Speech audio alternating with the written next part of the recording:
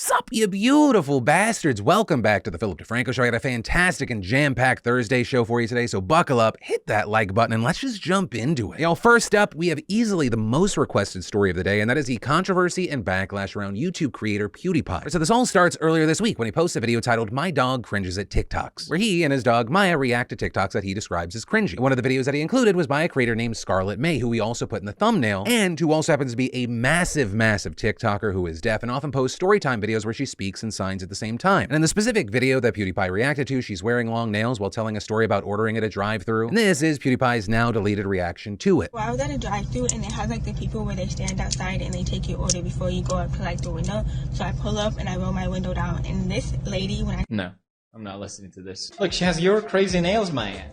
So anyway, what I did was, I went outside and then I peed and then I pooped a little bit as well, and it was crazy.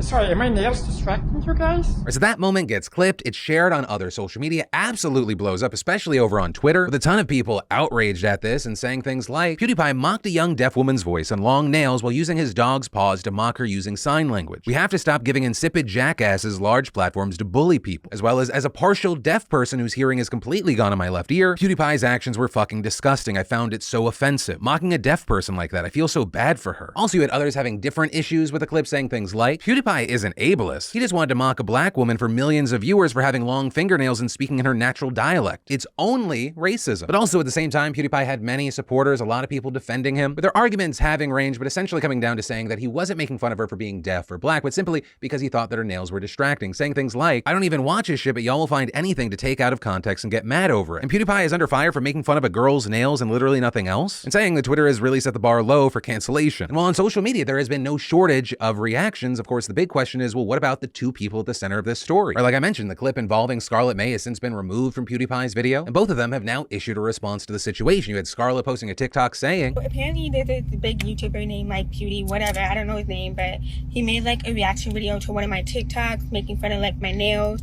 making fun of my signs with his dog, and then like I guess at one point mocking my voice. So how do I feel? I feel like it was very weird and very unnecessary, but at the same time, I wasn't surprised. I'm used to it. It's been a big issue in the deaf community. I've been trying to like normalize and put it out that using nails while signing is normal, like it's okay, but then a big creator comes on here and puts us like a million steps back, so it's very frustrating. Maybe he didn't know I was doing sign language, maybe he just didn't like my long nails. That's okay, a lot of people don't like them, that's fine, they're not for you. Scarlett then also adding in that video that while she tries to give him the benefit of the doubt, she says based on the way that he mocked her voice and used his dog's paws to mimic signing, she thinks that he did know. But still also adding in the caption of the video, we all make mistakes, hopefully he learns from this. And for his part, PewDiePie pinned a comment to his video saying, hey, just to clear a few things up, I edited out the clip with the girl that has the long nails, had no clue she was deaf, but kind of dumb of me to not realize. Still, watching through the clip, I only poked fun of her long nails. Also saying the voice I did for my dog is the same voice I've given her for years. And closing with, and making my dog's paws move was poking at people always dancing or doing some move on TikTok, which is an ongoing theme in the whole video. Anyway, honest mistake, my bad. With Scarlett also having been removed from the thumbnail of the video as well. But ultimately, that is where the story is now. It'll be interesting to see if anything else happens or if it's done now. Or does anyone else sound off? Do the two people at the core of this story add anything else, or is it over? But while we wait to see what happens, I do want to pass the question off to you. What are your thoughts here? Like looking at the reactions we featured in this video, like do you land in a certain camp? Yes, no, why not?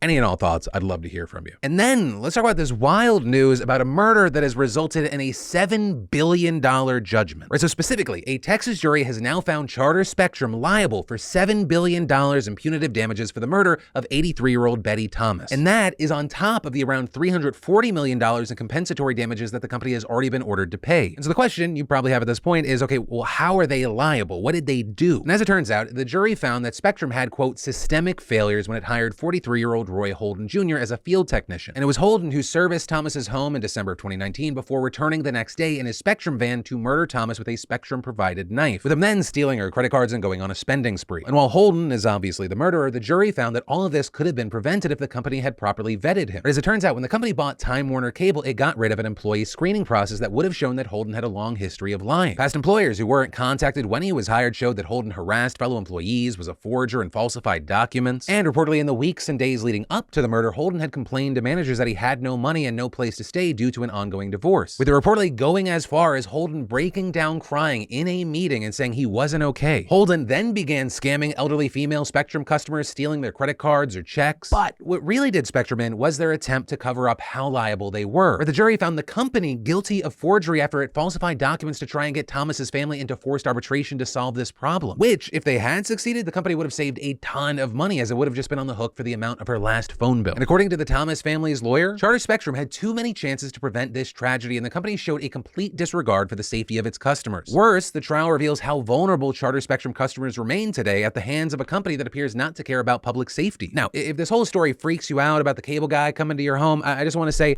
get that out of your head. This is just one case compared to thousands of cable guys.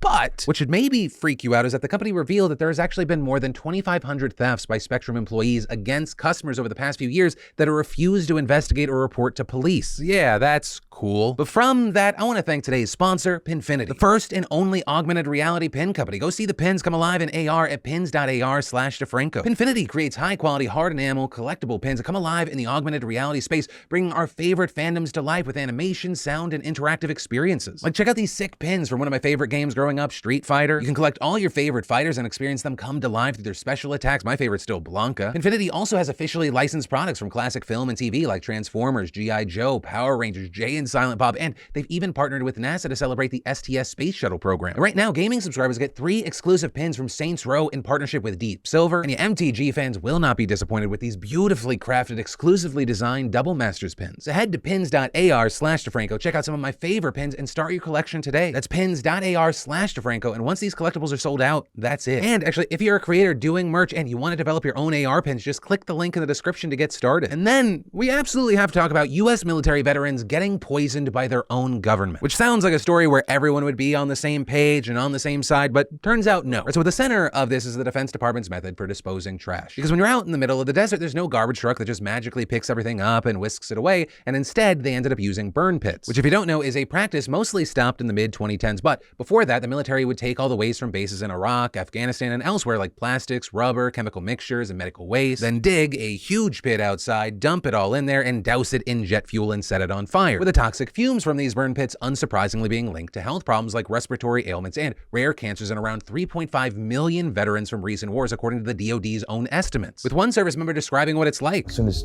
I arrived in country, there in Balad, I noticed the stench. For me, it just smelled like like I was living next to a landfill. Just that stench of just burning rubber or something, just nasty. But for years, because fuck our government, the VA had resisted calls to recognize the effects of burn pit exposure, depriving veterans of disability pay and medical reimbursement. That is until last year, because it awarded presumptive benefit status to post-9/11 veterans so they don't actually have to prove their illness was caused by time overseas. Though, big asterisk, that only applied to those who got asthma, rhinitis, and sinusitis. And it had to happen within 10 years of their service. And with all this, if you didn't know, one of the people that's been the most outspoken advocate for this cause, as well as pushing for Congress to help first responders affected by 9/11, is Jon Stewart. Back in March, we saw him slamming lawmakers for delaying any meaningful action. They're all going to say the same thing. We want to do it. We want to support the veterans, but we want to do it the right way. We want to be responsible. You know what would have been nice? If they had been responsible 20 years ago and hadn't spent trillions of dollars on overseas adventures, if they had been responsible and hadn't spent billions of dollars for defense contractors to poison our own troops, if they had been responsible and understood that 20 years of war was going to create an overflow and an influx of sick veterans paying the consequences of those wars, they had their chance to be responsible. And they blew it. And awesomely, last month, it looked like Congress finally listened, because the Senate actually did a thing. They passed a historic bipartisan bill to widely expand healthcare resources and benefits to veterans exposed to burn pits, adding 23 conditions to the list of what the VA covers, including hypertension, and absolutely massive, calling for investments in VA healthcare facilities, claims processing, and the VA workforce, while also strengthening federal research on toxic exposure. And all of this also being very personal for President Biden, who believes that burn pits may have caused the brain cancer that killed his son Beau in Iraq in 2015. And so if something something passes the Senate, you're like, oh, this is done. This is a done deal. Right? The bill goes over to the House for a procedural vote on minor technical corrections and then returns to the Senate, where it was expected to be finally confirmed. But that's when Senate Republicans did a surprise backflip, decided to throw the whole thing into limbo because you have 25 GOP senators who previously voted for the bill now revoking their support, effectively blocking it from moving forward, as well as Democratic leader Chuck Schumer switching his vote to a no, even though he does support the bill, though that is a strategic move just to make sure that another vote is allowed in the future, which left the bill with just 55 yes votes and only a few votes shy of the 60 needed to pass. And so as far as why the fuck are they doing this, you have Texas Republican John Cornyn blaming Schumer for not allowing 2 amendment votes that he says that they agreed on, and adding that Republicans want to eliminate some mandatory spending in the bill and then they expect it to pass. But right now, it's not clear when the vote might be rescheduled since the Senate is taking a month-long recess at the end of the next week, which is why among many you have Democrats slamming the reversal, with Veterans Affairs Committee Chair John Tester calling it an 11th hour act of cowardice and saying that more veterans will die because of this, as well as you had Jon Stewart just clearly fed up with all the bullshit. It's the exact same bill. They changed one sentence in the House. The sentence in the House they changed was about using rural medical practices for the VA, which apparently triggered a constitutional crisis. Their constituents are dying. If this is America first, America is fucked. But ultimately, that is where we are right now. We're gonna have to wait to see what happens, but I wanna know your thoughts. And of course, I wanna know everyone's thoughts, but specifically, if you are a military service member or you have one in your family or you're friends with one, like, what are your thoughts here? Because I feel like there's such a disconnect between what people say and like what we fucking do. Or we call members of the military heroes. We thank them for their service, but we just fucking throw them into the streets. And every year we just throw more money at the military, but only the part that kills other people. And we're like, fuck our own people when they're done. US military spending last year was $801 billion, and we can't take care of our vets, especially when the thing that was funded for $801 billion is the reason they have the problem in the first place. These motherfuckers in Congress salute with one hand and give the bird with the other. I don't even believe in the place, but fuck all those motherfuckers straight to hell. And then in absolutely massive news, we need to talk about Meta, which of course is a company that has never done anything wrong and is almost universally loved by everyone. And in no way related, this segment is brought to you by Mark Zuckerberg, who is definitely a human and not a lizard person. Kidding aside, he's obviously not a lizard person. He's a robot. But really, Mark and his company in the news for not the best of reasons. First of all, his company reported a 1% decline, bringing in only, oh, so sad, $28.82 billion this quarter compared to $29.07 billion a year earlier. Well, of course, that seems like a small decline and still a massive fuck ton of money, something to consider. One, in addition to slipping revenues, Meta's profits also fell from 36% a year prior to $6.69 billion. Two, Meta's stock has lost half of its value since the beginning of the year. Three, the company is also reportedly forecasting a bleak third quarter for revenue, predicting between $26 and $28.5 billion,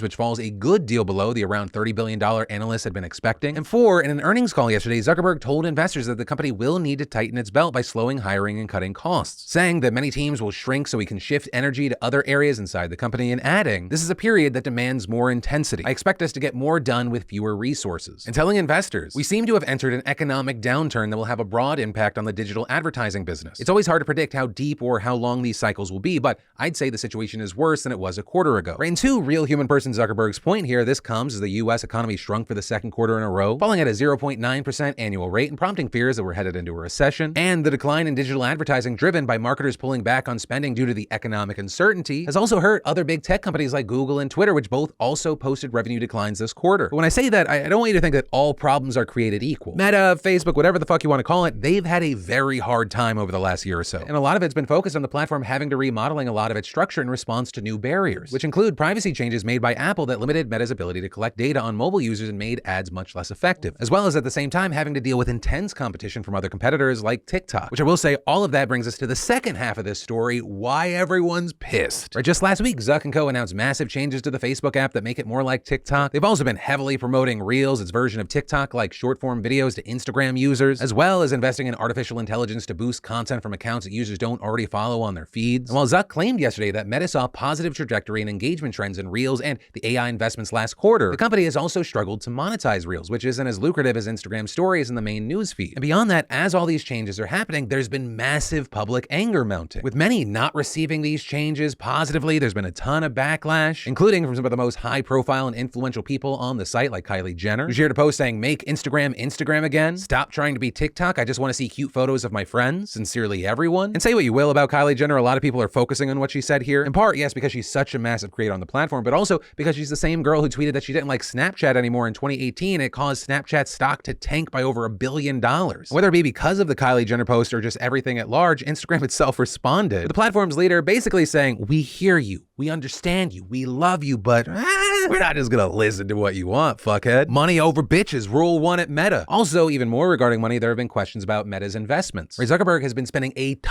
just fucking giant amount of money on his vision for the metaverse. While he claims this is a long-term investment that will cost a lot now but pay off, I mean, some investors are concerned that it won't pay off. And even in that space, they're constantly seeing issues. Like, literally the same day they put out this dismal quarterly report, the Federal Trade Commission filed an antitrust lawsuit against the platform to block it from buying the virtual reality game developer Within, with the FTC arguing that Meta was acting monopolistically and accusing the company of trying to buy its way to the top, and claiming that the acquisition was illegal and would allow the company to get one step closer to its ultimate goal of owning the entire metaverse, which sounds like the plot of a fucking fantasy novel, but you've been alive for the past 10 years. We pretty much do. And while of course, yes, this is just one deal, experts say that this is an indicator that it will be difficult for Meta to pursue future deals, which could seriously undermine its bet that the metaverse will be the next frontier of technology. So I know this has been an absolutely massive story, and of course I'd love to hear your thoughts on any aspect, but the thing that really stands out to me is that social media is not really a social thing anymore. It's all about like consuming and performing. And while I felt like that has been the case for a while now, I think this kind of just further cements it, and it shows like, of course this is what happened. When every company year over year has to show exponential, impossible growth, both for like the number of people on the platform and how long they're there and like how much money is being made, of fucking course they're gonna do this. They don't give a shit about you and your friends. They only care to the point that you will leave their platform for another one. We've always just been the customer and the product, not people to them. And it's kind of shitty because the natural evolution of the internet is making it less fun. But ultimately, that is where that story and today's show ends. Thanks for subscribing and being a part of these daily dives in the news, being a part of that conversation down below. Also, if you want more news, I got you covered here and here. But as always, my name's Philip DeFranco. You've just been filled in. I love yo faces, and I'll see you tomorrow. Fuck, no, Monday. Nailed it. First try.